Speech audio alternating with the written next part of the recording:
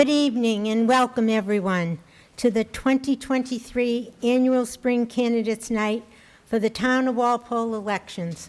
My name is Linda Winslow, a member of the Westwood Walpole Dedham League of Women Voters. The League is a nonpartisan, multi-issue organization whose purpose is to encourage the informed and active participation of citizens in government and influence public policy through education and advocacy, embedding aspects of diversity, equity, and inclusion into programming and action.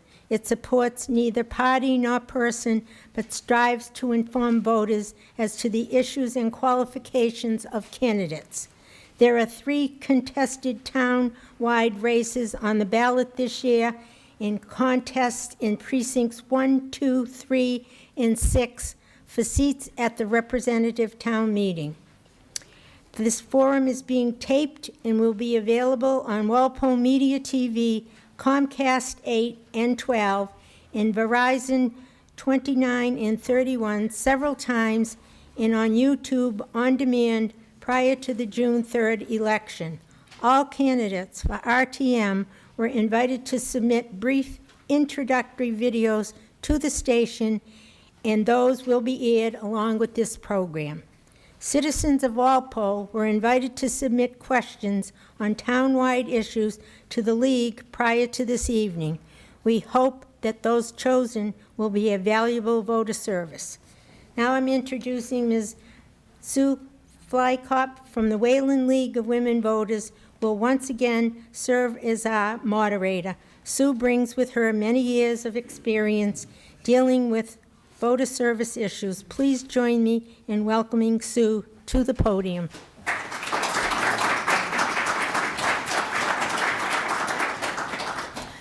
Thank you, everyone, and thanks to the League and Linda for that welcome, and for asking me to moderate tonight. So we're going to start out, our first section will be candidates for uncontested seats. So these are people who have chosen to come here tonight and talk for 2 minutes about themselves or why they're running. I believe we have 4 of those candidates tonight. We have Dan Bruce, Adrian Rogers, Kristen Cyrek, and John Conroy. If you're here, would you mind coming up and taking a seat at the table? And if I'm missing anyone, just hold up your hand if you're here tonight and I don't have your name down.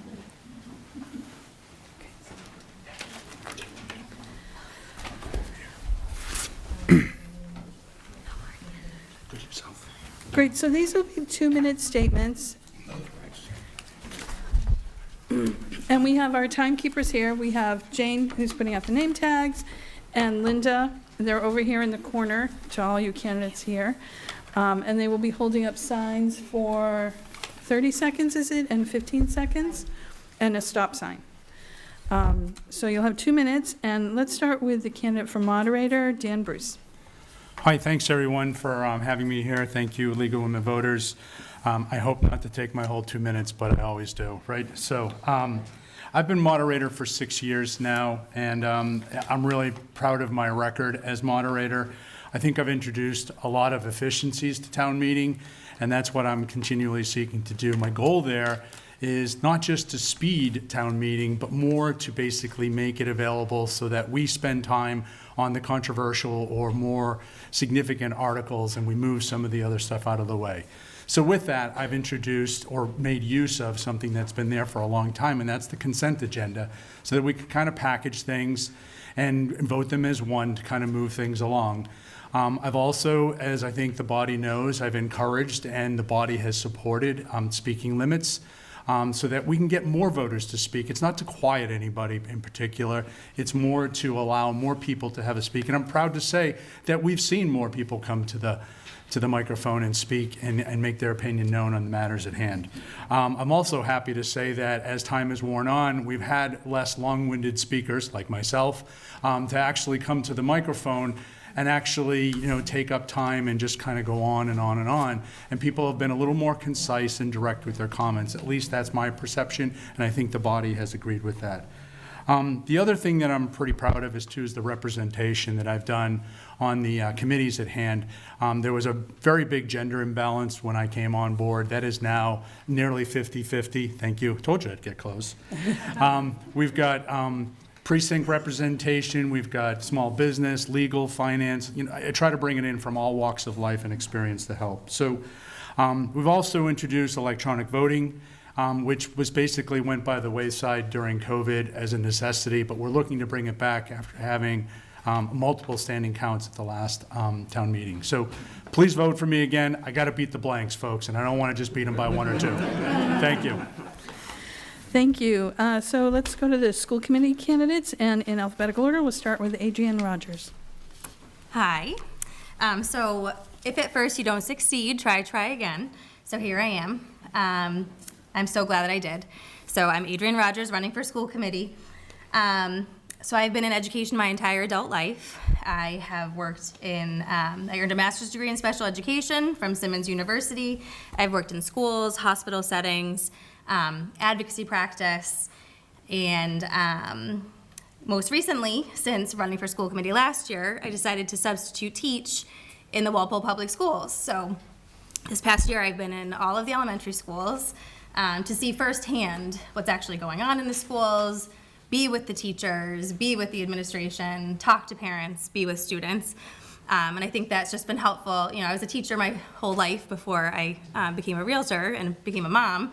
But being back in the school setting, I think, was really helpful in understanding what is happening right now in our schools.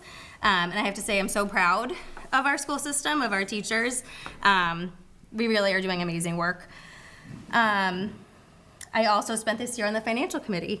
So I did finance committee. I learned a ton about our school, our town budget, also our school budget, but learning all the different facets of what we're spending money on, how the budgets work, what is free cash. All these things were new to me, honestly, and it was so interesting. I learned a ton. The learning curve was huge, but I learned a lot, and I think that's going to be helpful in school committee working on that budget. It's the biggest budget in our town, right? So that has been very helpful. Sorry, my phone keeps going, using my notes, and I have to get them back. Yeah, so I want to be a resource to the community. I've always been a liaison. Okay, perfect. Good. So I've always been a liaison. I'm a people person. So I really, truly want to be able to get into the schools from the administration. I want to be an open book for people. People can come call me, email me. Thank you. Thank you. And also for school committee, Kristen Cyrek, 2 minutes to you. Thank you. I am currently chair of the school committee, and I have served since 2017. But since the last 2 elections have been a little weird, I thought I'd take the opportunity to reintroduce myself. So I've been in Walpole since 2009. I have a son who's graduating this year and has made it all the way through the Walpole system. I'm also an RTM and on the strategic plan for the district. My day job is marketing, which has proven to be useful. And some of the first things I did on the school committee was working with the administration to add social media. It seems like it's been there forever, but 7 years ago, we didn't have social media for the school district. Worked with the superintendent on a newsletter and helped to get some more transparent data on the website. I've worked through some leadership changes with our new superintendent, Dr. Goff, and assistant superintendent, and been involved in the COVID everything with the school district. And I know that it was a challenge, and it wasn't perfect, and everybody disagreed a lot, but I think we did a really good job. When I look at other towns and other states, I think, Walpole really did okay. I'm also serving on the curriculum subcommittee, which is important as we dig into math and ELA and STEM, looking at student data and student performance. How do we get those math scores up? ELA is really important to me as we look at reading. And it also connects to the subcommittee, the special ed subcommittee, which I am also on, looking at the supports that are in place for those students. Thank you. I'd like to continue this work on those subcommittees, look at learning loss. How do we address what happened after COVID? Also look at what's happening with social emotional. We know our kiddos are not in a great place. And also then look at what do we do for the high school now that we've addressed the middle school, and do that within the operating budget. So I think I've proven to be a great listener. I'm pretty balanced on the school committee and weigh things from a variety of sources, and I'd like to continue that. So I would appreciate your vote. Thank you. Thank you. And we also have John Conroy, who's a candidate for the planning board. 2 minutes to you. Okay, good evening, it's Jack. Sorry. That's all right, my real name is John, but I go by Jack. I'd like to thank everybody for showing up tonight. A lot of you know me, I've been on the planning board since 1992. I've been on the building committee since 1988, so been around for a long time. I graduated from the high school, grew up here. My wife grew up here, graduated. My 5 children grew up here and graduated. So we're in for the long run. I'm not here, as you know. I wouldn't be up here for the 33rd year if I didn't like what I was doing. And I think so far it's been fun. What I think you get with me is somebody's had the experience, because as we're going along, the good stuff, the easy stuff, the big subdivisions are over. Now we're getting into the little ones that have a problem, that they're trying to stretch it. They're trying to maybe go a little bit beyond. And I think I still bring that there to say, whoa, no. Here are the rules and go by it. But I'll go back to it. I've been doing it all this years. I like what I'm doing, and I'm going to continue. And I think hopefully that's what I've done in the past is enough. And I thank you all for being here, and please vote Saturday. Thank you. Thank you to you candidates for being here, especially because you don't have opponents. So let's give them a round of applause.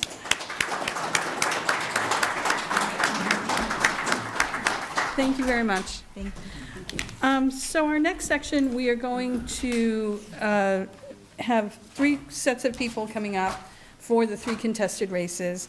We're going to start with Sewer and Water Commission. So if those 4 candidates can come up and take a seat.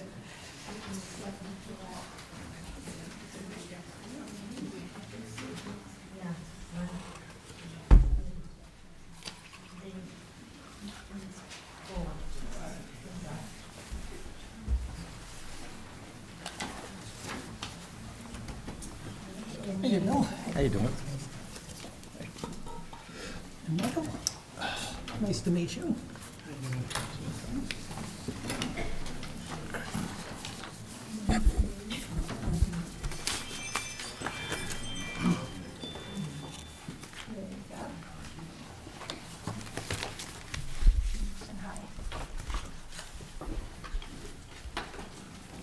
Okie dokie.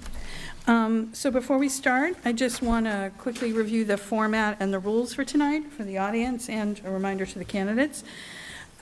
First, we'll be hearing from the candidates in each group in alphabetical order, and then the closing statements will be done in reverse order, and then I will be alternating throughout as each question who goes first, and when we can, alternate who's following whom. The candidates will have 2 minutes for their opening statement, 1 minute to answer questions, and 1 minute for closing statements. I'm going to ask candidates not to interrupt each other and not make personal references. I will also decide if there should be a rebuttal, though I actually prefer that we have actually a fair amount of questions tonight, so it would be nice to get through all those topics. Linda and Jane are our timekeepers in the front row. There's a 30-second warning, then a 50-second warning, and then a stop sound, actually, which is very helpful. If you don't hear a question tonight, we encourage you to contact the candidates directly. And for those who watch this program later, a note that we're recording on May 22nd. So any events that occur after today will not be reflected in our questions. And we're ready to begin. So we will start with opening statements in alphabetical order, and that we'll start with William Abbott, who I'm going to call Bill tonight. It's just like school, always with first to go. I want to thank the League for having this forum. My name is Bill Abbott. I've been on the Sewer and Water Commission for over 25 years, and I have extensive knowledge of the water and sewer systems, having participated in the construction of our treatment plants, several of our wells, storage tanks, and sewer extensions. I also have detailed knowledge of our finances. Over the past couple of years, I've provided the Commission production data as well as revenue versus budget data for their information. I provide this on a monthly basis. One of my largest contributions over the 25 years has been the conversion of our water rate structure from a flat rate to an inclining block rate structure. An inclining block rate structure sets lowest rates for essential water, and for us that means water that's used in the home, and has higher rates for non-essential water, as well as some of our high-volume customers. This change has resulted in 70% of our users paying less than if we had continued with the flat rate system. Regarding current issues, I support our effort to gain access to MWA water to supplement our local sources. This will ensure that we have adequate supply for future town growth, and also provide protection if we are to happen to lose one of our wells due to contamination. The second issue is PFAS. These are the forever chemicals. Our levels currently are below the minimum allowed, but there are going to be new regulations that will require us to have treatment. Finally, I hope that you'll give me one of your 2 votes for Sewer and Water Commission. Thank you. Thank you. Michael Cialella is up next. 2 minutes to you. Thank you. Thanks for coming out tonight. Again, my name's Michael Cialella. I'm a member of the community, raising my family in town here, and been working in the water sewer field for almost 10 years now. I've done most things water sewer related, water distribution, water treatment, and some sewer. I've worked as a water operator in 2 neighboring towns, and I know a lot about the industry. So as a member of the board, I plan on working together with the water department, to keep our system up to date, and provide high-quality service for the residents in town. Every system could use a couple small updates, and just from the outside looking in, a couple small things to distribution. I'd like to improve our hydrant flushing system, program, I should say. It's an important thing to keep our water mains clean, our water fresh, and make sure our hydrants are working properly, when the fire department really needs them. Another thing I see is leak detection. I think if we took a step to lower our unaccounted for water, that would be a big step. I think a big reason the DEP is giving us, a hard time with our withdrawal permit is because of unaccounted for water. So if we take care of that, I think, they'll lay off a bit. Another thing about our efficiency of our treatment plants, electrical costs are huge for even new treatment plants. With new innovations and technologies, can we find a way to lower electrical costs? And another big thing is the chemicals at these plants. Can we find ways to limit chemicals, like, say, oxidizing iron with air is one way to do it, but can we do that cost effectively? No, these are just things to look into, and there's a lot of topics we could go over tonight, but those are just some small things. Thank you. Thank you. William Hamilton, 2 minutes to you.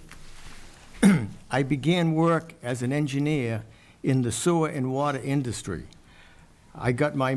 Once I got my master's in computer science, my occupation changed to banking, manufacturing, and consulting. I was employed by one of the big 4 auditing and accounting co-partnerships. I pioneered auditing through the computer, not around it. I served 8 years on the Walpole Conservation Commission, 15 years on the Select Board. I am still serving as a town meeting member since 1975. I ask for your vote for Sewer and Water Commissioner to allow me to use these skills to create a new drinking water reservoir and lower the cost of water and sewer by increasing our water supply, making it cheaper, and reducing the billing cycle to twice a year, reducing billing costs. As an expert on our Water Resource Protection Overlay District bylaw, I will fight the Summer Street 40B because it is being built on the Water Resource Protection Overlay District Area 3, our public water supply, and it is already shedding water from our water supply as stated by MAPC. Thank you, and I hope you vote for me on June 3rd. Thank you. And Our next candidate is John Hassenjaeger. 2 minutes to you, please. Okay. John Hassenjaeger. I'm chairman of the Sewer and Water Commission, served for 6 years on this commission. I've had extensive experience planning, funding, and implementing the sewer and water system in Walpole. I was on the Capital Budget Committee for 25 years, mostly as chairman, funding the projects that Bill was supervising and proposing. Economic Development Commission, 20 years, 10 years at town meeting, master plan update, et cetera. So I have a lot of town experience. I also have external experience. I'm a PhD retired professor from Boston College, 32 years as a management expert. One of my specialties is strategic planning, which is essential to a commission and a board like this. This really isn't a board for people who are working in the department. It's people who have the ability to, and this financial skills, to understand capital budgeting, long-term finance, operations management, financial control, and also see the vision of threats and opportunities from the environment. Primarily, the one we're thinking about here, of course, is the reduction by the DEP of our water withdrawal permit. It's an anomaly, and it's troubling to me that we accepted Siemens, who's our heaviest water user, and the state reduced our withdrawal permit. So we have to think about alternative sources, and I guess I'll get into that a little bit later, but there are threats regarding PFAS, regarding environmental issues. So I hope to address that. The water supply is our most important thing, and we want to protect our high-quality water. It's the legacy and lore of Walpole is that 200 years of perfect water. We want to protect it and continue it. Okay, thank you. So now we're going to get to questions which have been submitted by people here and who are watching us on TV. Michael, we're going to start with you first. So what issues facing this board are most important in your view? And these questions you'll have 1 minute to answer. Say that again?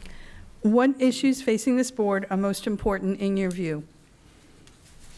Well, where to start? There's plenty of issues. Obviously, the big issues that are going to be affecting us for a long time, MWRA, you know, it's always a good resource, but, you know, there's going to be some big costs involved. Will there be grants and state funding? Maybe.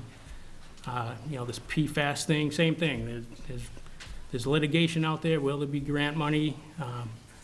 But a lot of these decisions coming up are going to affect us for a long time, and you know, I plan on being around for a long time to, you know, stand behind these decisions we make. And, you know, on top of that, we have our own system that, you know, we've been maintaining well, but, you know, you're going to have to maintain that. So I guess it's just the biggest thing is the costs that are going to be coming up. The town has already recently tried to raise the rates quite a bit, and, you know, thank you to the board for, you know, limiting that increase, but, you know, they're going to be pushing for more increases coming up. So that's going to be one of the biggest challenges. Okay, thank you. Bill, the question to you, 1 minute. Sorry, Bill Abbott. Okay. Same question?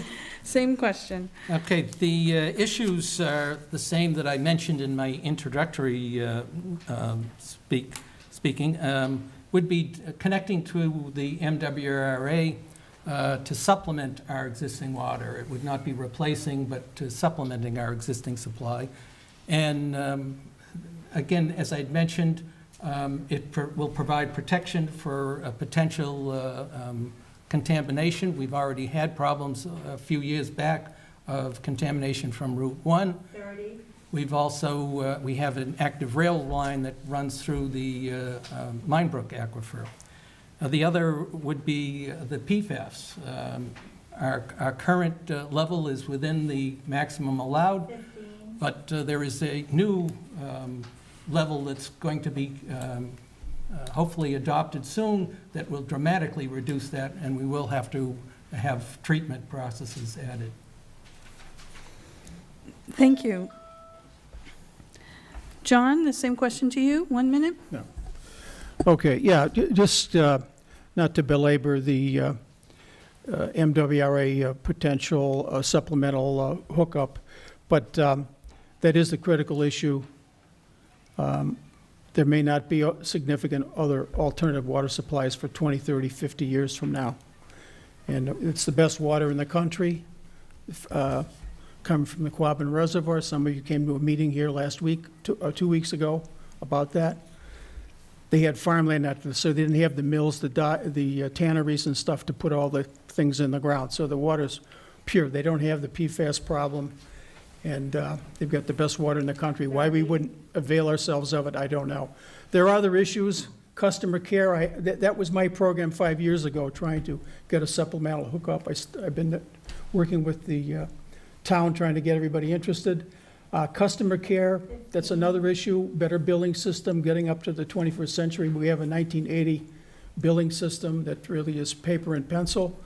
Jarvis Farm Recreation, not just the chemicals, but the electrical costs. We could put some solar on our property and reduce our costs for energy. Those are the two things that drive our rates, our chemicals. Okay, thank you. And electricity.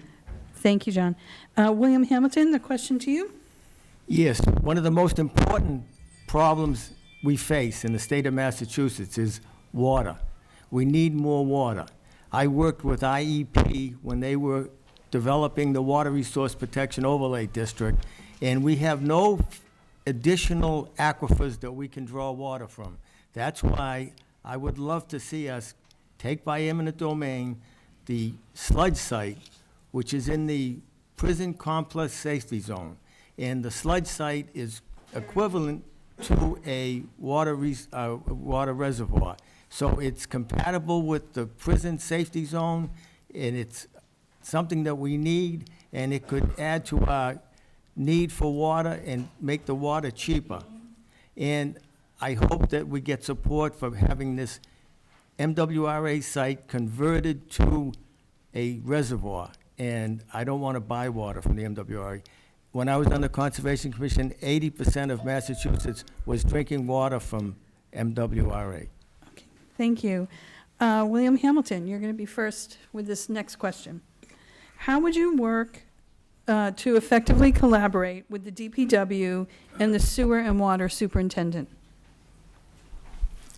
Well, my past experience, I worked for a water and sewer engineering consulting firm. So I went out to investigate such things as obnoxious odors from manholes.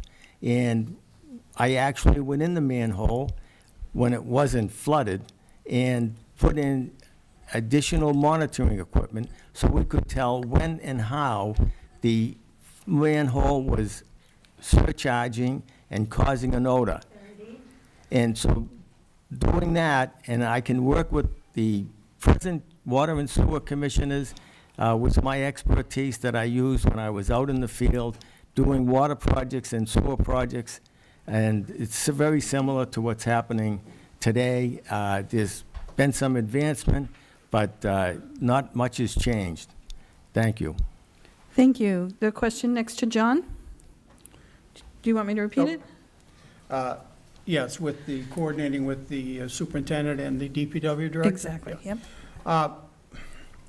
Yeah, well, one thing is that the superintendent and DPW director need to understand is we're an independent commission. People don't understand that. We have $100 million capital assets. We're a big corporation. We generate $12 million a year for Walpole. We're independent. The town actually works for the commission. We hire them. And sometimes people get confused. They think that we work for them. So I think we can establish better lines of communication. We agree on about 98% of the things, but there are a few things, including this MWA issue, that not everyone sees eye to eye on. Employees don't always like change, and we have to make sure we socialize them to accept, to meet the new environment, the environmental challenges of climate and of water shortages. Thank you. Bill Abbott, a question to you. Could you read the question again? Absolutely. How would you work to effectively collaborate with the DPW and the sewer and water superintendent? Thank you. I actually have very good relations with our current superintendent, Scott, and as well as with Rick Mattson, the DPW director. There is, because Rick was the prior sewer and water superintendent, he is a fountain of knowledge, and I've found him very easy to get along with, to ask questions, getting answers from, and the same with Scott, now that he's in a new position. Thank you. Michael, the question to you.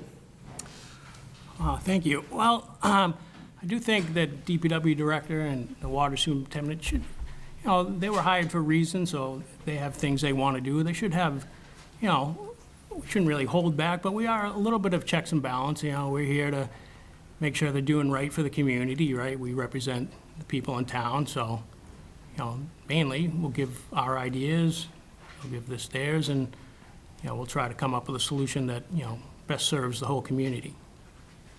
Thank you. Thank you. Okay, the next question, we will start with John first. What are the current concerns with our sewer and water infrastructure?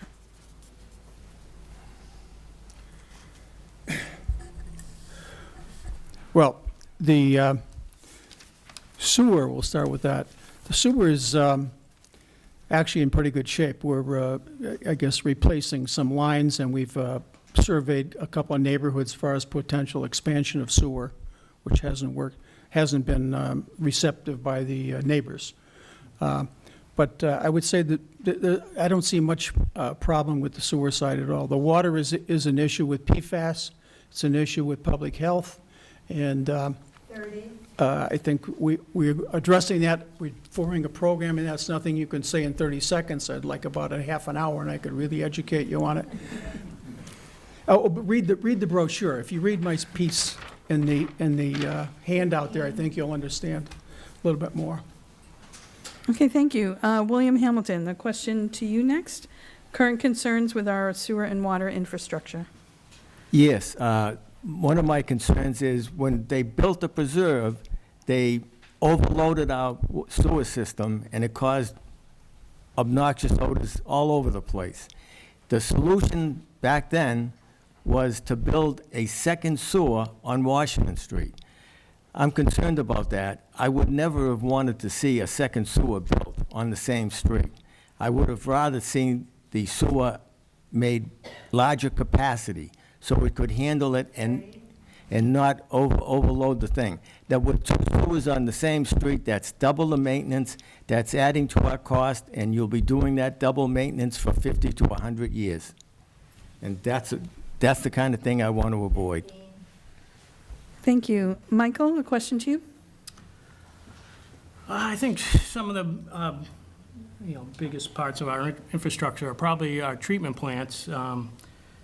So none of our wells really run independently. They all flow to the treatment plants, and in water treatment, these plants are a little bit older, closer to 20 years. These plants aren't running at capacity. So one of our plants is rated for 4 million gallons per day. And the other one, I believe, is it 2? 30. Or 3, I should say. Those things kind of slip through the cracks if you're not, in the industry. And, I think that's our major thing. Even if we get MWRA water or whatever happens, we need our plants running at full capacity, and we're going to have to invest in them. Thanks. Thank you. And Bill Abbott. I guess from sewer, a major concern is that there are areas of town that probably need sewer. And it's very expensive. We've had 2 areas that we had meetings with people, and you get a sense that, yeah, they'd like to have sewer in that area, but when they look at the cost, they decide that that's just too costly. They can't handle that. Unfortunately, there isn't the federal and state grants that we've used in the past. So that's a concern there. In terms of water, our focus on the infrastructure has been to replace some of our old unlined cast iron mains, which will improve the quality of the water that those areas, and we're well underway with that program. Thank you. Our next question will start with you, Bill Abbott. And so this has to do with the influx of residential buildings. What are your proposals to address them or issues from these residential buildings? That is a concern. The population of Walpole has started to grow after a number of years not increasing very much. From a water standpoint, fortunately, much of the growth is turning out to be apartments. They use less water than your typical home with 4 people. But there is a concern is that we basically have used all the aquifers that are in the town. You cannot just pick another spot to put a well in. And that's why I'm interested in supporting our getting acquisition of MWA water. Thank you. John, the question to you? Sure. I think that the per capita consumption of water, in one case, we still can produce a little more water. We have a cap on our withdrawal. So they actually capped us 20%, if you can believe that, even though we had like 800 units on the boards to be new residences. So the challenge there is, if we have a supplemental hookup with the MWRA, they are exempt from DEP capping. So we can't be capped on that water. And that'll give us some breathing area. And I think the other thing is more with the selectmen and the other leaders of town about the state's efforts to move more housing, affordable housing and so forth down the railroad tracks and into towns like Walpole and Norwood, et cetera. And I think our job is to provide the public utilities for what's approved. It's not to really to pass judgment on what configuration the town should have. Thank you. Thank you, John. William Hamilton next. I had a long conversation with Frank Farinacci when he was working for the MWRA, and he was very concerned about us trying to get water from the MWRA because that would come down from their Quincy line, and that line has several earthquake faults. So it was not a line that he would like us to have. Now, Frank was very wise, and he said that we needed to find another water source. And I think that water source that we need to find, it's not going to be an aquifer. We have none available. It's going to be a reservoir. And the only really ideal place for a reservoir is the sludge site owned by the MWRA, which we can take by eminent domain. And we need to take it because we need more water. And water is critical. I remember when the Quabbin was almost dry. Okay, thank you. And Michael, the question to you. Well, I mean, I've seen some towns where big projects have gotten put off on hold or shut down because there hasn't been much water in town. I don't think we're anywhere near that, and hopefully that never happens. But, our job is, water conservation, water restrictions, no matter what, if we're on MWRA or not, we're going to have to, conserve water. That's a big thing, That's a big reason why MWRA has more water now, because people are conserving water, using less water. So I guess we're just going to have to keep pushing that, and, if we're going to keep growing, then, yeah, maybe the MWRA connection is something we're going to need, we'll see how it plays out with cost and grant money and whatnot. That's about it. Thank you. Okay, thank you. That is a really good segue to our next question. Michael, we'll start with you. Is it time to join the MWRA, and why or why not? We could talk all night about it. There's a lot of questions. We'll see the costs. MWRA is a large, state-run company, and, their main purpose is to make money. But they do have a lot of water, and they are waiving this fee, and they're supposedly, even MWRA's website shows, state money, federal money would, help towns build water mains and whatever they need to connect. So, we're already in the process of looking into it, so certainly let the process play out and, have discussions. I know there's a big meeting tomorrow night discussing it. So, there's going to be a lot of questions asked. It does cost, it is a little more expensive for MWRA water than the cost for Walpole to produce it, but like you said, water's a very important resource, so it's certainly worth looking into. Thank you. William Hamilton, a question to you. Yes, the MWRA is not a good solution for us. When Norwood needed more water from the MWRA told them to open back up Foul Meadow Brook, which they closed for contamination, and start treating it. That was a solution that Norwood had to do because the MWRA wouldn't give them more water. When Stoughton needed water, the MWRA said no, and they had to develop a reservoir. And that is the best solution for us, to develop a reservoir. We have an ideal site for a reservoir, and we should develop a reservoir as a new source of water. Depending on the MWRA is not good, in my opinion. Thank you. And the next, the same question to John. Okay. The whole thing there is the decision by default. In decision theory, you've got what they call dead alternatives or decision by default. You wait too long, and the alternative isn't available to you.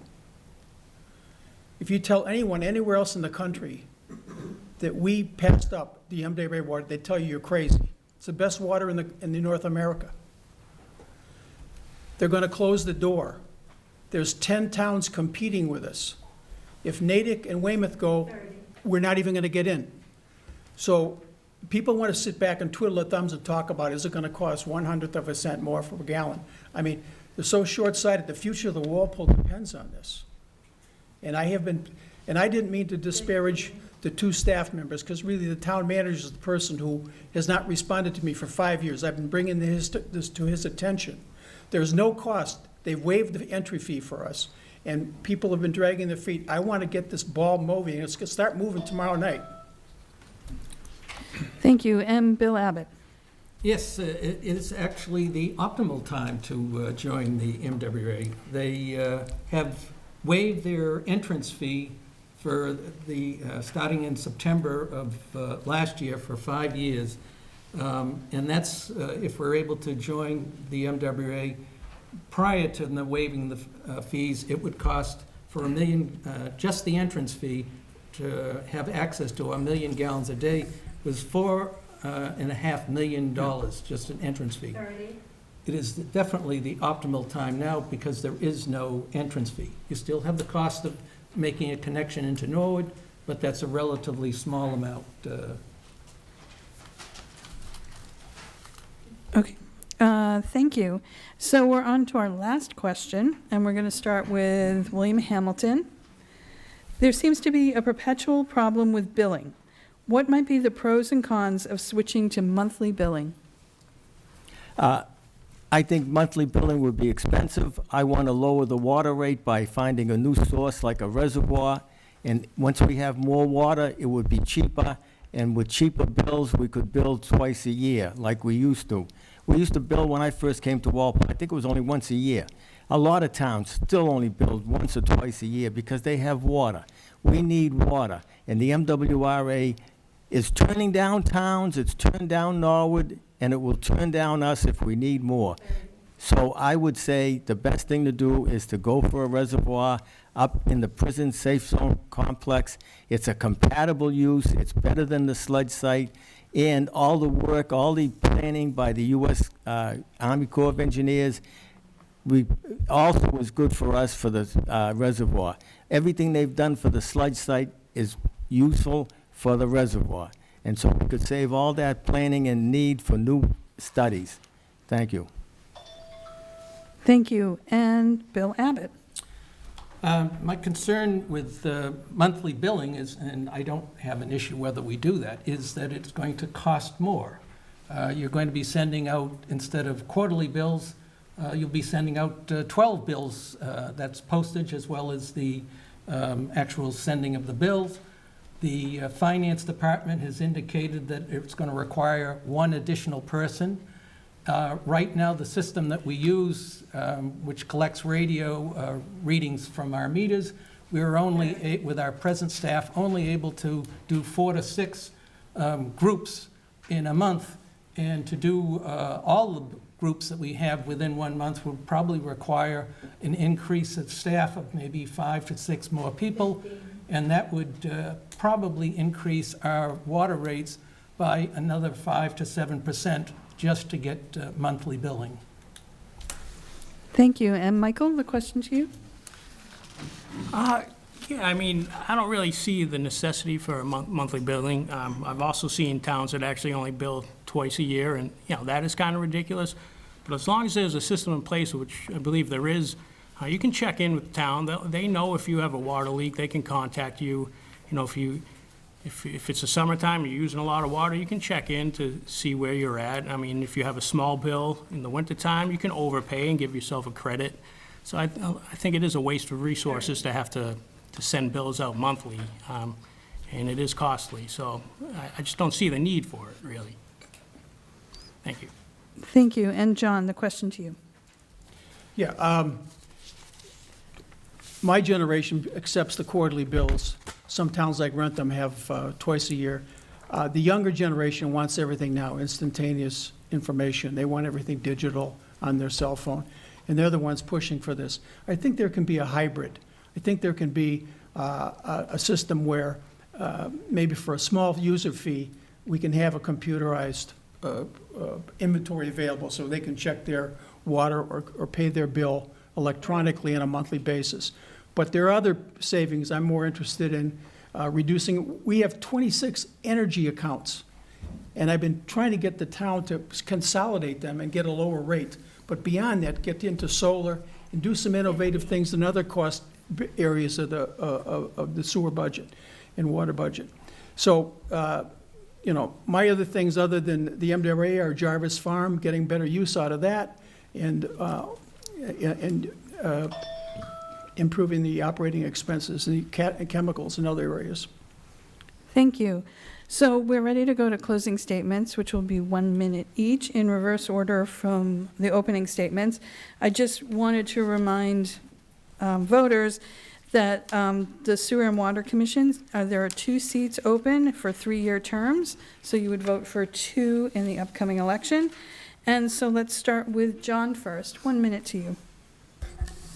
Okay. All right, one of my things is that this next 20 months is a critical time in the Sewer and Water Commission. It's not like some mundane committee, as I told you. This is a big company. This is a big business, and there are serious threats to the future of our water system. And you need people on here who have experience in the town, experience in the sewer and water department, experience in town government, experience in management, and I'm serving on boards of directors.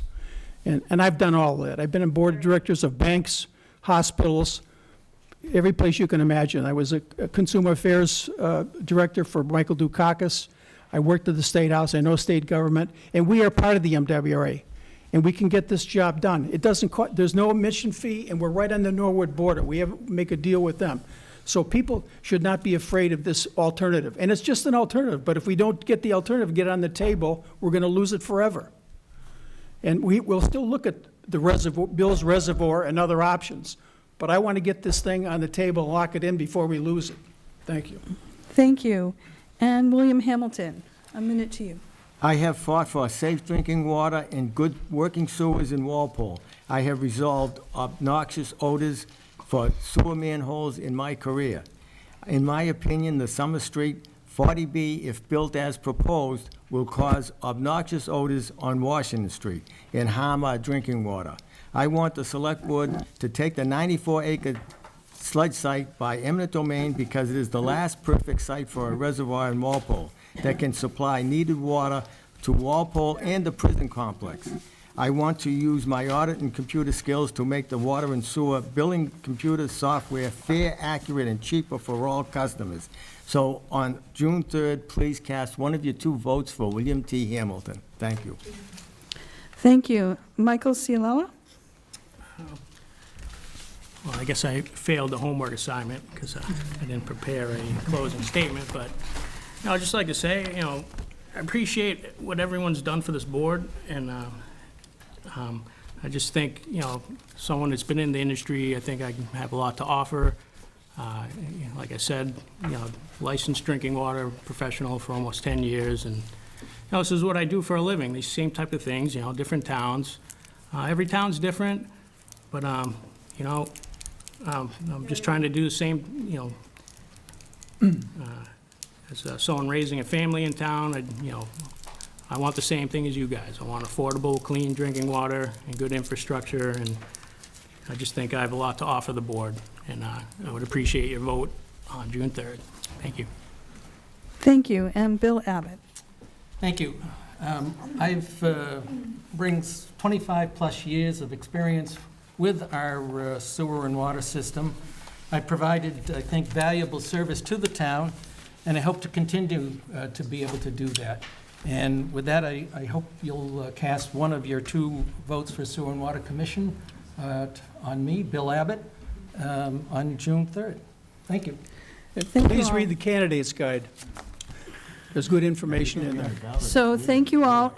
Again, there are 4 candidates: William Abbott, Michael Cialella, William Hamilton, and John Hassenjaeger. So let's give him a round of applause to thank him for being here.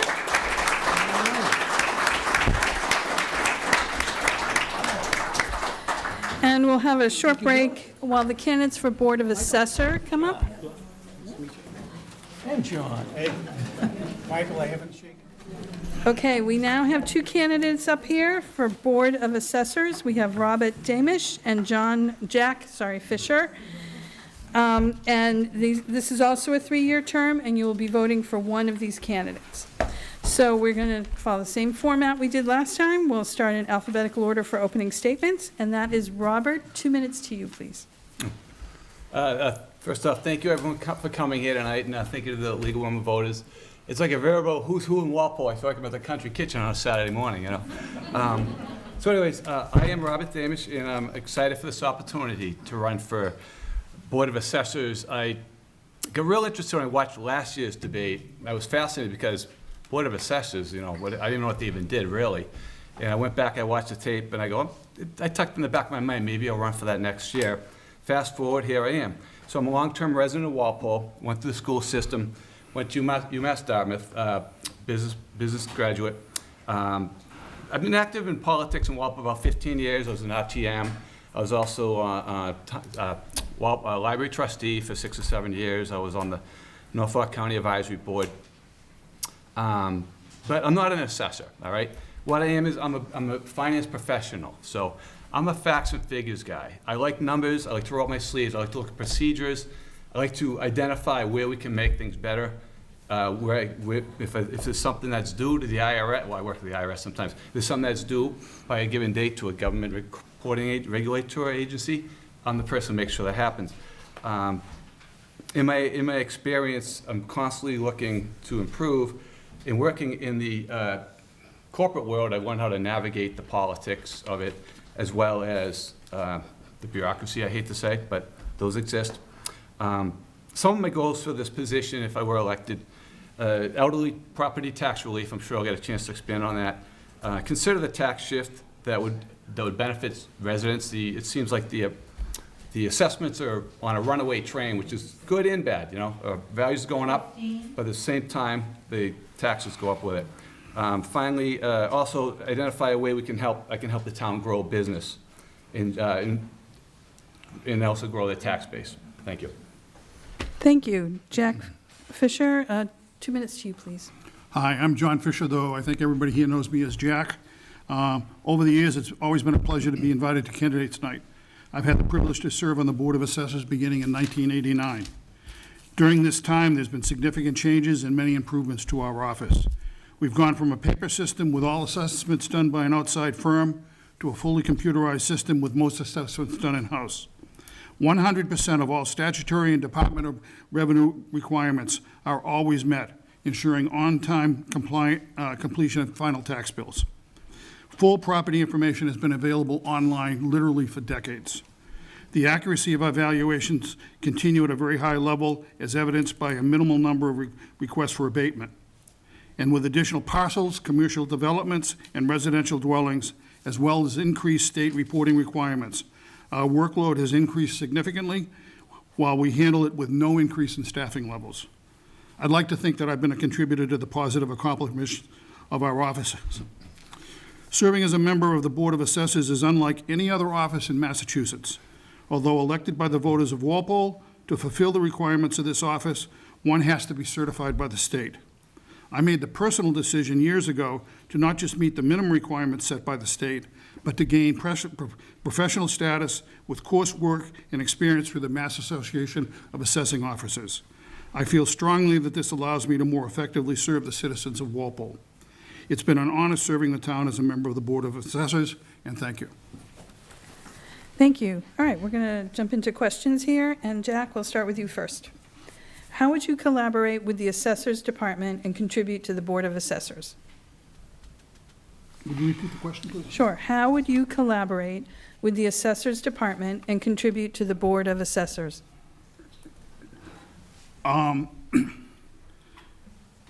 Collaboration with the Board of Assessors and the office. We have a very small staff. We have 3 clerks and a professional assessor. And so we meet bi-weekly, and we work closely with them to make sure that all requirements, all milestones, all timetables are met. We start in January with a schedule for the year, and we follow that monthly and sometimes bi-weekly as we get farther into the year to make sure that we're meeting all requirements, we're meeting the schedule with the state to make sure that we can get ultimately tax bills out on time. Thank you. And Robert, the question to you? Yes, so my goal first and foremost is to learn the process, learn the procedure, ask the right questions, get to know the staff. Like I was mentioned earlier, there might be room for improvement, and hopefully, I know they do a great job, and they can just testify. I've never had an issue with my bill, and I like the database is great as well. So were I to get in the position, I would work to collaborate. I'd probably offer ideas and I have a couple proposals in mind.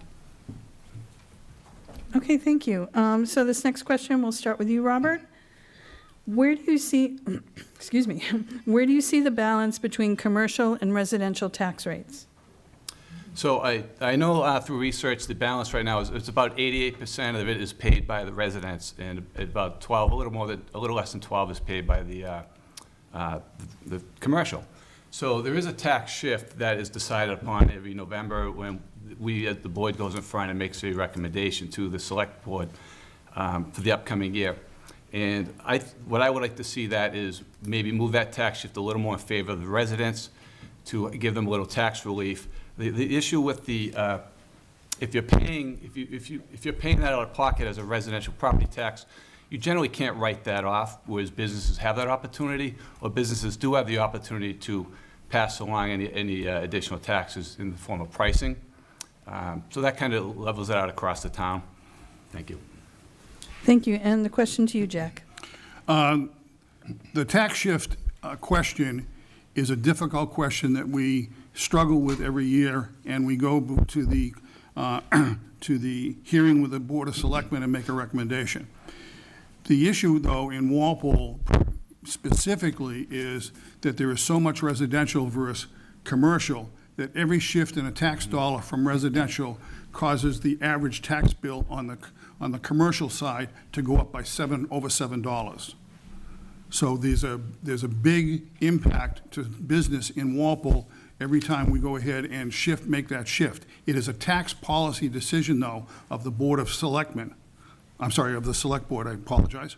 And it is something that is discussed every year, but you need to understand that because of the disproportionate amount of commercial versus residential, a small shift at the residential creates a big shift towards the commercial. That was perfectly timed. Okay, Jack, the next question, we'll start with you first. We have many tax assistant programs available. How might you expand or improve on any of them? Could more volunteer jobs be created to help those seeking a rebate? The tax relief that's available to citizens in Walpole is mandated by the state. There's very little that anybody in town can do to change a particular tax abatement or exemption. I'm sorry, I used the word exemption, for the elderly, for the needy, for veterans and so forth like that. Those tax relief programs are established by the state. The criteria are established by the state, and what we do is we administer those tax exemptions accordingly. Okay, thank you. And Robert, the question to you. Yeah, so it's interesting, in the back of the town report, there's a great page that shows all those tax exemptions Jack just referred to. And you think, wow, there's so many of them, everyone must have an opportunity here. Only 240 people were able to, households were able to take advantage of those tax exemptions last year, total about $370,000 in all. I've been working on a proposal with some private citizens that would freeze the senior tax rate at a certain point, and so the taxes would, the assessed value and the tax rate would not increase for those, as long as they live in Walpole, so they could stay in the homes, continue to look out the backyard and enjoy the view from there. I've also met with a state legislature who said he would champion that, state rep who would champion that in the legislature were it to get there. So the steps are, it has to go through Board of Selectmen, FinCom, and then get voted on by the town meeting. And at that point, we can give it to the state rep to run it to the legislature. It's a tax issue, so they have to vote on it. It's about 2 years to do that. Jack, you look like you might have something. Do you want to do a 30-second rebuttal? I would. Okay. As I said, the exemptions that are available to citizens of Walpole are established by the state. We administer those. This year, the Board of Assessors sponsored an article to be adopted and was adopted at Springtown meeting to increase the base so that additional seniors could go ahead and get and qualify for the exemption. All right, this is quite unusual. The last time I remember that they increased the base was about 10 years ago. This is a tax policy issue. It's not something that we can work with. Thank you. Robert, would you like to reply? Yes, approximately 22 people took advantage of those two increases you spoke of last year, so I don't expect that number to go up too much. I did look into some numbers, though, and I know that the town puts away about $1.5 million every year for tax abatements. Of that, they only get about $350,000 to $500,000 abated every year, so the $1 million goes back to the town, into the coffers. I don't see why we couldn't maybe take that $1 million and look to put towards the senior proposal I just mentioned a few minutes ago. Okay, we're going to move on to the next question, our last question, actually, of the evening. And Robert, we'll start with you first. How do you assure that the assessments of properties in Walpole are fair and equitable? Okay, thank you for asking that. I know that's right on the website, so when I read the website, that's the first thing I thought of. So that falls under, it's procedures as designed by the state that we have to strictly follow. You know, every year the assessors have to do an annual assessment, provide an assessed value every year. Every 3 years after, make sure they're meeting all the requirements by the Department of Revenue, and every 10 years, you supposedly have to view firsthand. I know they use drones sometimes these days, the property itself, to make sure that the property is seen every 10 years. That's what I have to say on that. Thank you. Thank you. And Jack? Would you repeat the question, please? Sure. How do you assure that the assessment of properties in Walpole are fair and equitable? The state has a very, very comprehensive program and a review cycle to be certain that we go ahead and make sure that the assessments are done properly. We have an obligation to provide fair market assessments, determine the value based upon fair market, and we go to great lengths to do that. The state comes in and does a comprehensive audit every year of our values, and before we can go ahead and proceed towards setting a tax rate, the state has to certify our values. At no time in the 30-plus years that I've been on the board have we run into any difficulty with the state in certifying our values. We do them carefully, we base it upon market value, and it's done with an exceedingly large amount of care. Okay, thank you. So we are ready to go to closing statements in reverse order from where we started. And that means, Jack, you are first with 1 minute. Thank you. An assessor serves the most important role in municipal government in Massachusetts. The Board of Assessors has the responsibility to determine the fair market value of all personal and real estate properties and to grant, manage, and administer exemptions, abatements, and deferrals. During my years on the board, I think I've clearly demonstrated a commitment to the fair and equitable valuation of all properties in Walpole. With a focus on our core responsibilities, modern approved valuation practices, implementation of process modernization, effective staff management, personal education, outreach to our taxpayers, and collaboration with all town departments and stakeholders, your Board of Assessors has been able to provide the best service possible to our town and its citizens. It has been an honor to serve on the Board of Assessors, and with your ongoing support, I look forward to continuing that progress that has been made. Thank you. Thank you. And Robert, 1 minute to you. So again, thank everyone for coming, and thanks to the Legal Women Voters. Our goal here was to make assessments exciting, so I hope you all will go home and go on the website. And actually, you can see exactly the way, it's a great website. You can see exactly the way your property is taxed and how they come up with the value. I want to thank my mother, who has always pushed me towards running for office, former selectman, my wife over there, whose birthday is tomorrow. So I said, oh, you got to go to the sewer water meeting tomorrow, and she's looked at me with daggers. So if you liked anything you heard tonight from me, it's, like, please consider my vote on June 3rd or prior to at the clerk's office. And I just want to leave with this, like, I always try to work with everyone I meet. And, this is an age where there's a lot of disagreement. I'm not that guy. I'm the sort of person who, even if I may not agree with you, I always respect you. So I'll leave with that. Thank you. So thank you. We have 2 candidates for 1 open seat. That's a 3-year term, Robert Damisch and Jack Fisher. Thank you very much.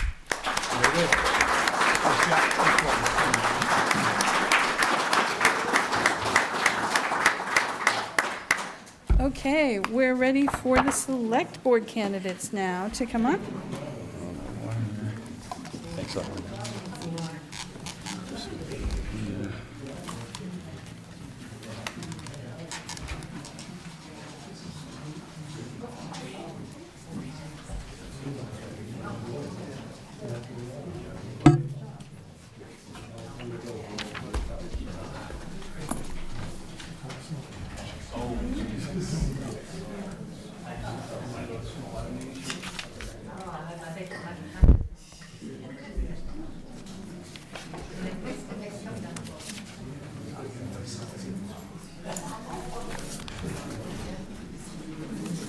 Okay, it looks like we're ready.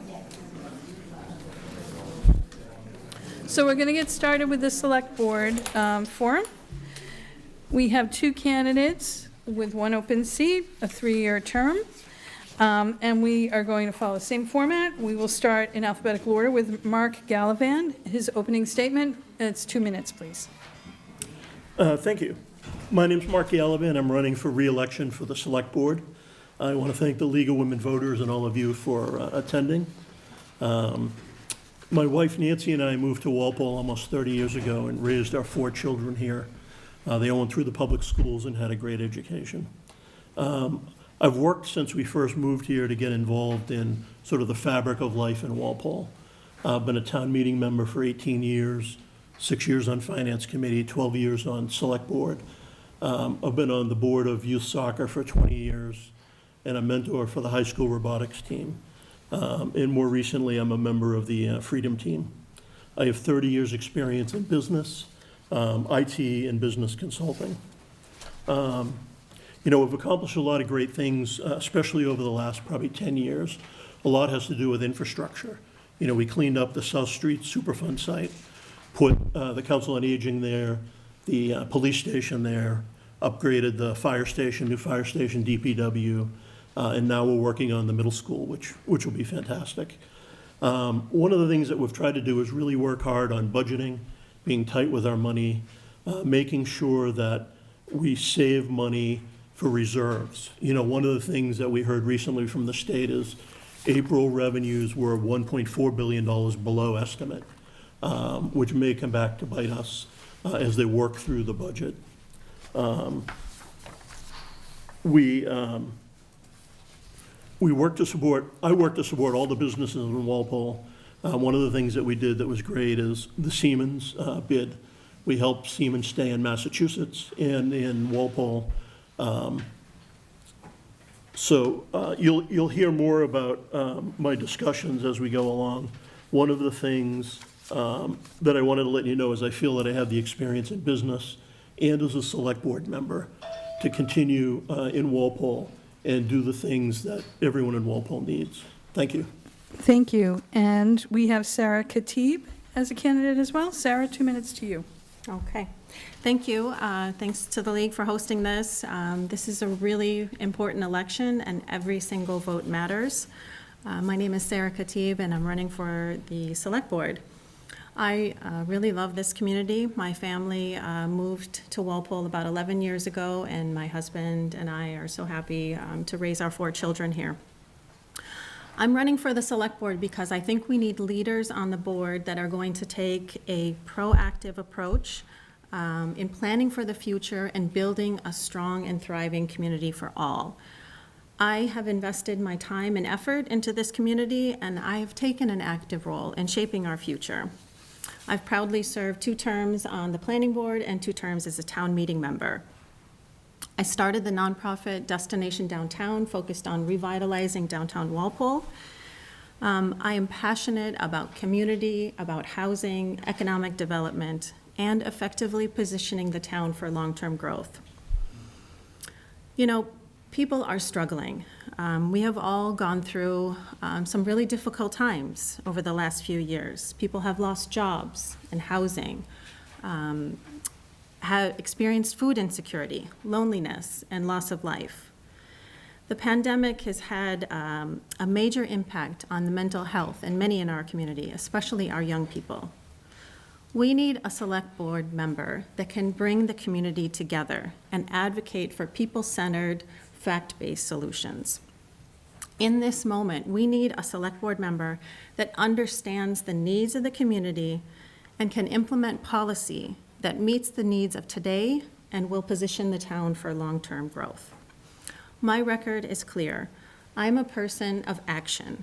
Walpole needs tax relief, thriving families and thriving residents, and proactive planning. We need leaders that are comfortable in challenging the status quo. Thank you. Okay, thank you. This next question, you've both spoken a lot about your experience, but I'm going to ask it anyway and give you another minute. And we'll start with you, Sarah. What unique characteristics would you bring to the Select Board? My unique characteristic is that I can unite people.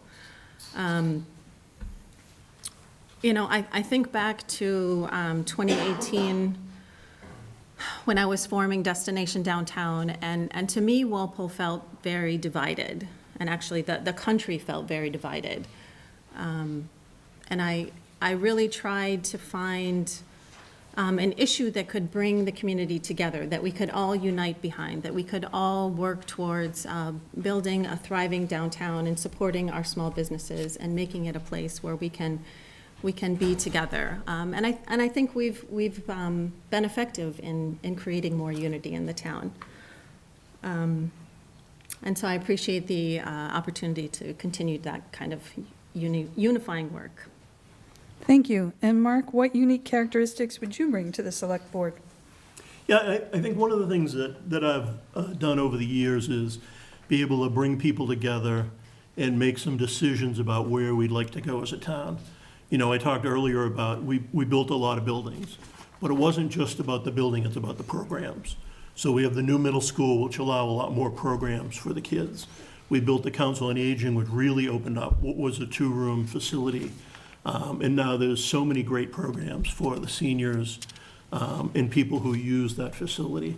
So I will continue to work hard to find common ground, help make the tough decisions, working with a group of people that will, help Walpole move in the right direction, and especially the programs for the kids and the seniors. So, thank you.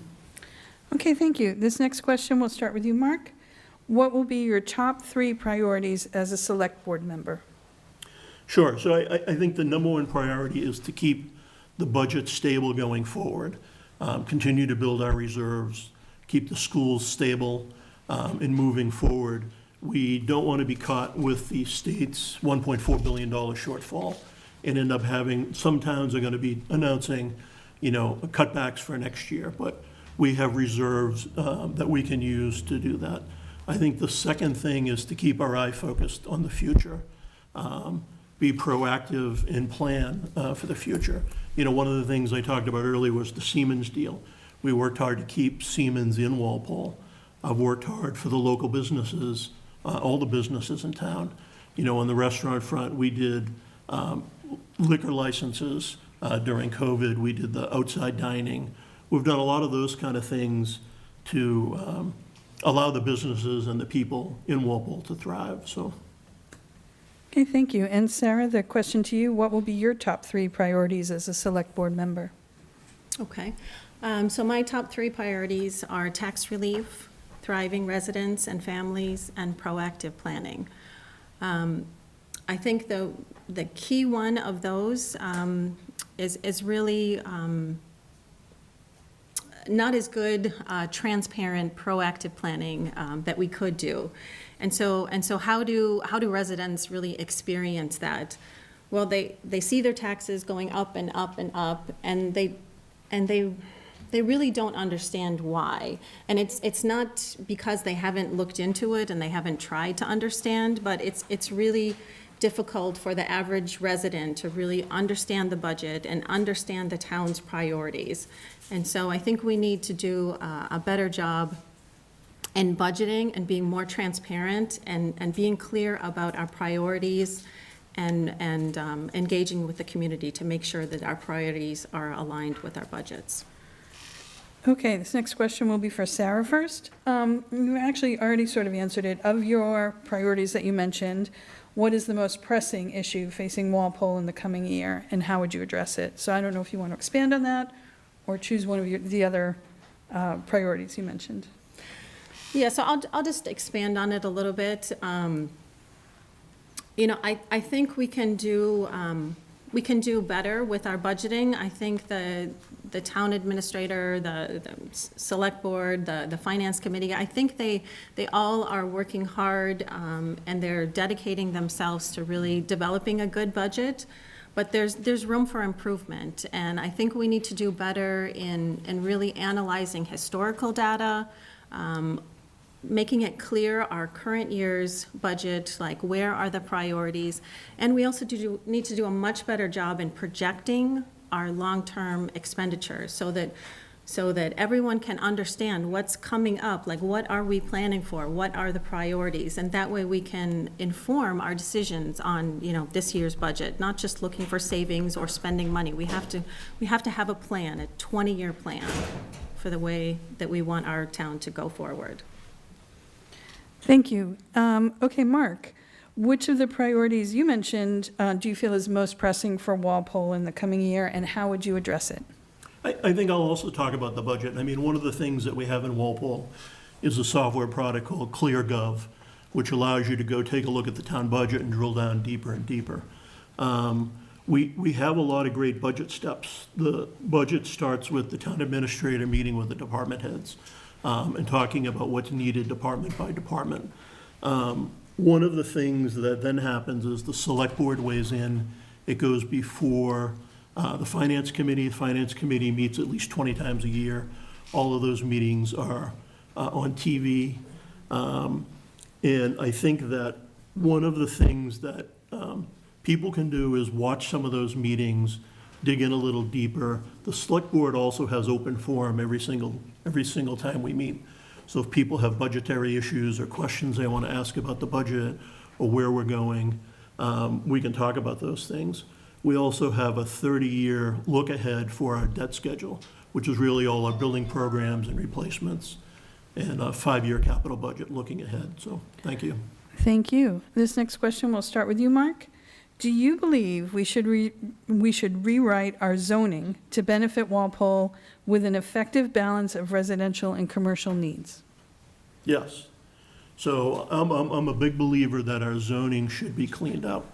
And that's primarily a planning board issue. They're the people that know the most about planning, along with the zoning board of appeals will have an interest. But I think that's something that the planning board should be involved in. I also believe in, more housing choices. I'm a big believer in, we tried to pass a couple of years ago inclusionary zoning so that when apartments are built or big developments, part of it will be set aside for moderate income or lower income. And I'm a big believer in that. So I think that we could work a lot more of that into the zoning laws, the zoning bylaws. Thank you. Thank you. And Sarah, the question to you? I'm sorry, could you repeat? Absolutely. Do you believe we should rewrite our zoning to benefit Walpole with an effective balance of residential and commercial needs? Okay. Yes, I do think we should do it. And one of the first steps that the town is already undertaking is to do the master plan study. So that is, in the final stages of being completed, and that's really looking at the priorities of the community. And so those priorities can inform a zoning rewrite, and that's really important, and so I support that. Also, there's MBTA communities coming online, which is going to require the town to do some zoning changes. I support that. As I mentioned, I was on the planning board, 2 terms on the planning board, and I really have a good understanding of our zoning. And I think any rewrite needs to have people in the community that are familiar with the zoning and that are able to engage and educate residents, town meeting members, because it can be very complicated, and you really need leaders that can effectively communicate. Okay, this next question, Sarah, is to you first. How do you see Walpole keeping pace with the green energy needs in the near future? Okay, so I think Walpole has made some recent advancements with regards to environmental and green initiatives. Recently adapted the stretch building code, which was good. That was largely done with a community organization, Walpole Green. And the town was recently awarded the green community status, and I know the select board worked very hard on that, and I support those efforts. Town meeting recently passed a plastic bag ban, which is also important. So these are all good things that the town has done, but I think maybe we can do more, and we should do more. The stretch building code, for example, is already kind of out of date, and we really should be pushing more as far as environment and green communities. Thank you. And Mark, the question to you? Sure, I think we've done a lot, and I think there's more we can do. Last year, if you remember, the town bought the streetlights from Eversource, and we converted them to LEDs, which dramatically lowered the costs. We have a consultant that's working with the town to look at other opportunities for green projects. The new middle school will be very green, very environmentally friendly. It'll have all the highest standards available in the state. We're also looking at LEDs and efficiencies in all of our town buildings. And many of those buildings we've already converted to LED, or it came in the building when we built it. We're working with the high school right now on a new HVAC system that will be very efficient and go with all the current standards. We're also looking at, the school committee led last year with a solar program that will be at the Johnson Middle School, Fisher, and OPR, and that's working its way through the process. And we'll probably see that start to roll out sometime next year. So we're always looking for new ideas that we can do to keep the town more green. Okay, thank you. Mark, this next question is to you first. Now the town meeting has voted to keep the old town hall, what ideas might you have to move forward with it?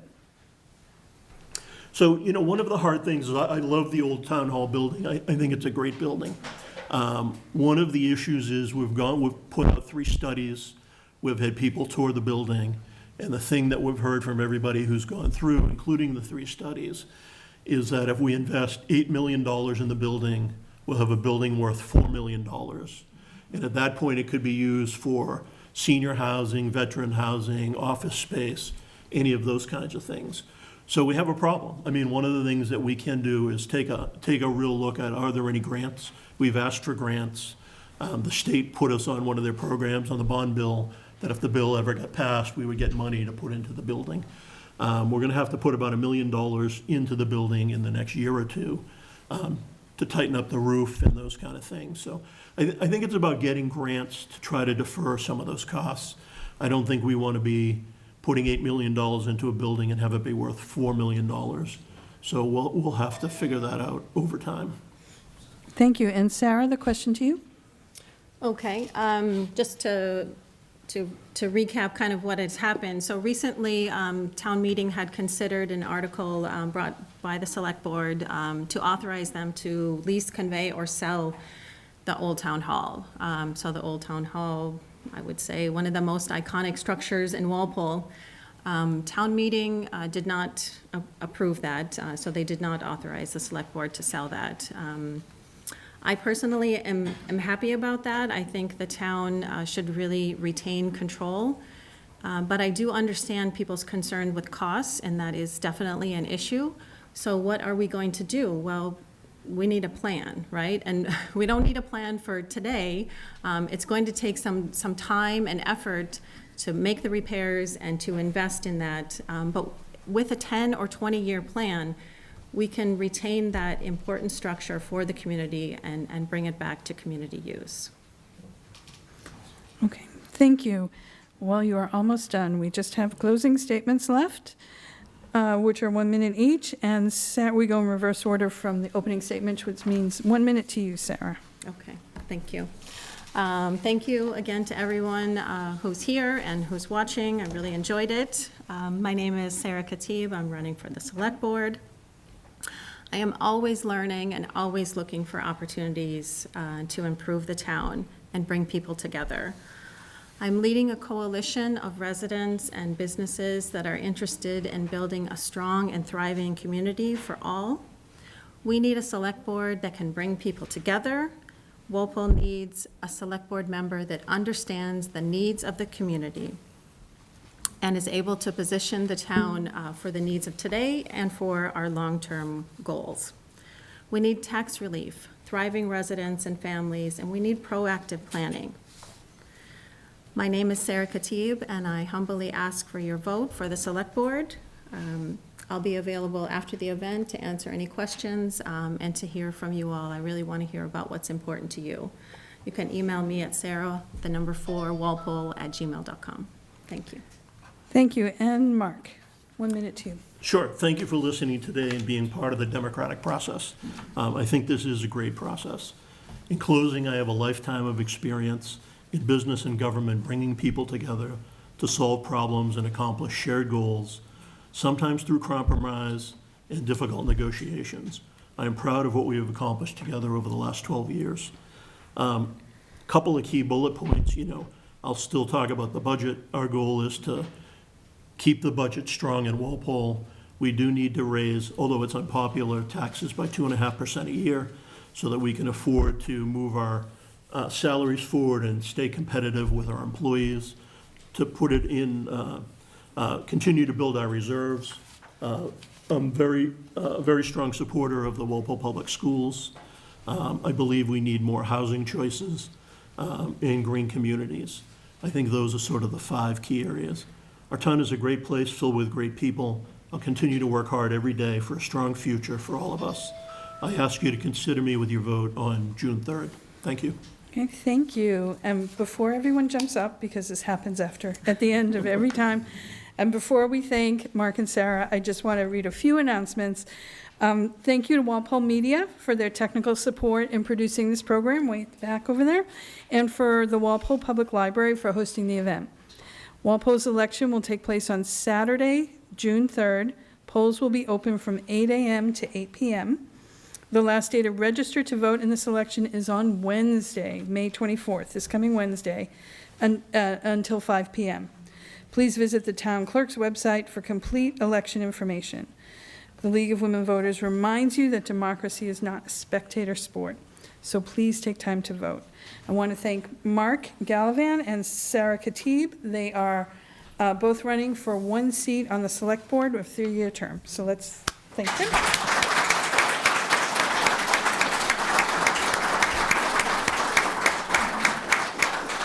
And thanks to you all for being here tonight and watching us on TV. Thank you. Hi, I'm John Hassenjaeger, 23 Pinnacle Drive in East Walpole. I'm running as an incumbent for town meeting membership representing Precinct 1.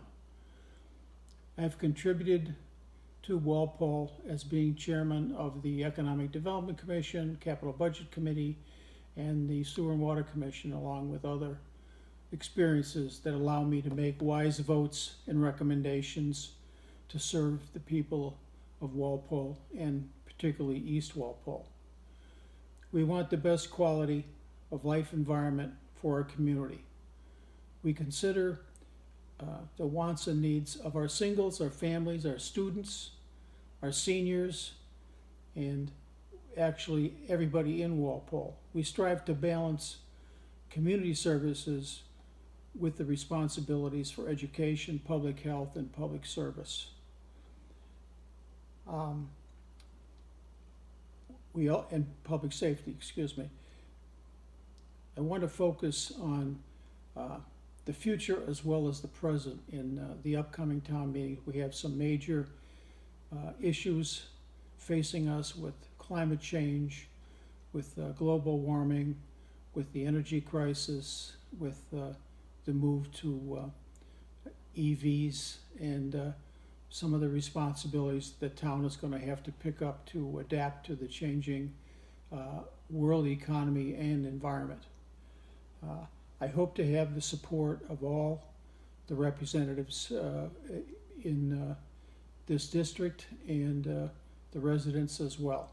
I think that the seniors should be aware that I would particularly focus on their issues, which would include the in-law apartments, which would include tax assistance and tax relief and health care relief for qualified seniors. Our senior citizens are extremely important, and we want to keep them at the forefront. I am the only senior citizen running in this race, and I think based on younger folks who want inclusion and balance and fairness and diversity, that they would want at least one senior citizen as part of the decision-making for the town of Walpole. I stand ready and prepared to work hard and diligently to service all the constituents in East Walpole. And I think my long tenure here and long experience in town government well qualifies me to serve you. Thank you. Hello, Precinct 2. My name is Laura Whalen Bratsis. I have lived in Walpole since 2008. I have been a representative town meeting member since 2017 and have school-age children currently in our school system. I take great pride in representing and serving you and your family and hope to continue to do so should you choose to vote for me on Election Day, Saturday, June 3rd. In the past, I have supported articles such as the middle school project, the athletic complex, new construction for a police, a fire, and a senior center buildings, and most recently, to save our jewel of our community, the Old Town Hall. I am on the Coalition of Alcohol and Drug Awareness, which is appointed through the Select Board, and have sat on that board for several years now. It is an important service to our young people and the community to educate and provide support for substance abuse as well as mental health. I am also a member of the Multicultural Books Initiative, which is a parent-run group that provides diverse and inclusive literature to the elementary schools each month in Walpole. I am also the administrator for Walpole Wines and Dines, which is a Facebook page that highlights our restaurants and service industry in Walpole and our surrounding area. I look forward to serving you once again and would appreciate your consideration. Please vote for me on Saturday, June 3rd at the Old Post Road polling station. Or you can go to the town hall and get an absentee ballot should you not be in town. Thank you so much and hope to be representing you once again this year. Thank you. Hello, my name is Glenn Williams and I am a candidate for RTM of Precinct 2 here in Walpole, Massachusetts. First of all, I'd like to thank the League of Women Voters and Walpole Media TV for giving me this opportunity to introduce myself. My wife Mary and I moved to Walpole back in 2011. We now have 2 children, a 3rd grader and a 1st grader, both who go to Old Post Road School. I coach both of their soccer teams, and during our time here, we've actually gotten to know a lot of the neighborhood and other constituents in Precinct 2. And as RTM of Precinct 2, my goal is to do my best to listen to everyone in my precinct, to understand their views, their opinions, and what they believe in, and do my best to fully represent Precinct 2 to the best of my ability. I plan to talk to as many people as I can, given whatever votes or issues are at hand, and I'll do my best to fulfill all the responsibilities. I'm very interested in helping out the town and definitely being the voice of Precinct 2 as much as I can. We love the town, and I'd love to do whatever I can to help the town and my precinct out. Again, this is Glenn Williams, and thank you. Good morning. My name is Dan Ellard, and I'm running for RTM in Precinct 8 for the Walpole election this June 3rd. My wife Stephanie and I have lived in Walpole since 2014. We're currently raising our 4 daughters here. They go to Fisher Elementary School as well as South Walpole Community Preschool. And the reason I'm running is with all the new improvements going on in town, including the new fields and the new middle school coming in, I want to make sure that we continue to make the best decisions possible to make Walpole one of the best places to live now and moving forward. I'd ask you all to go out and vote on June 3rd in the elections, and I'd appreciate your vote for RTM and Precinct 8. Thank you. Have a good day.